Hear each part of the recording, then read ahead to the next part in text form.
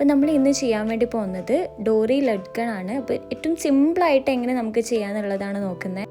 അപ്പോൾ അതിനായിട്ട് നിങ്ങൾക്ക് വേണ്ടത് സ്ക്വയർ ഷേപ്പിൽ കട്ട് ചെയ്തെടുത്തിട്ടുള്ള പീസസ് ഓഫ് ക്ലോത്ത് ആണ്. അപ്പോൾ അത് നിങ്ങൾക്ക് ഏത് സൈസിലാണോ വേണ്ടത് അതിനനുസരിച്ച് സ്ക്വയർ ഷേപ്പിൽ കട്ട് ചെയ്തെടുക്കുക.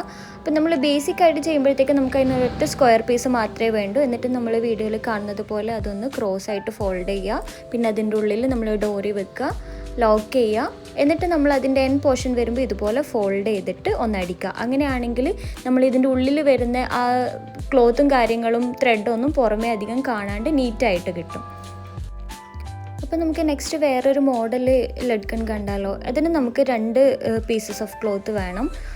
നേരത്തെ ചെയ്ത പോലെ തന്നെ ക്രോസ് ആയിട്ട് ആദ്യം മടക്കി വെക്കുക. അതിൻ്റെ മേലെ അടുത്ത പീസും ക്രോസ് ആയിട്ട് മടക്കി വെക്കുക. എന്നിട്ട് അതിനെ വീണ്ടും നമ്മൾ ഫോൾഡ് ചെയ്യുക. എന്നിട്ട് അതിൻ്റെ സെൻറ്ററിലായിട്ടാണ് നമ്മൾ ഡോറി വെക്കേണ്ടത്. എന്നിട്ട് അതിനെ ഫോൾഡ് ചെയ്യുക, ലോക്ക് ചെയ്യുക, സ്റ്റിച്ച് ചെയ്യുക. എന്നിട്ട് നേരത്തെ പോലെ തന്നെ എൻഡിൽ എത്താറാകുമ്പോഴത്തേക്ക് നമ്മളൊന്ന് ഫോൾഡ് ചെയ്ത് അടിക്കുക. അപ്പോൾ കുറച്ചുകൂടെ നല്ല നീറ്റായിട്ട് കിട്ടും. ഇനി നമ്മൾ ഓൾറെഡി ചെയ്ത ഫസ്റ്റത്തെ ആ ഒരു ലഡ്കൻ്റെ മേലെ തന്നെ നമുക്ക് വേറെയും കൊടുത്ത് ഒരു ഹാങ് ചെയ്യുന്ന പോലെ കുറേ എണ്ണം ഒന്നിച്ച് വരാനാണെങ്കിൽ അതിന് നിങ്ങൾ ചെയ്യേണ്ടത് ഇതുപോലെയാണ്. നമ്മൾ ഓൾറെഡി ചെയ്ത ഭാഗം ഇങ്ങനെ നമ്മൾ വീഡിയോയിൽ കാണുന്നത് പോലെ ഡോറി വെക്കുക.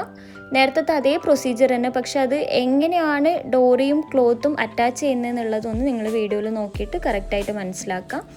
ലോക്ക് ചെയ്യുക, അതുപോലെ തന്നെ എൻഡിൽ എത്താറാകുമ്പോഴത്തേക്ക് ഫോൾഡ് ചെയ്തിട്ട് അടിക്കുക.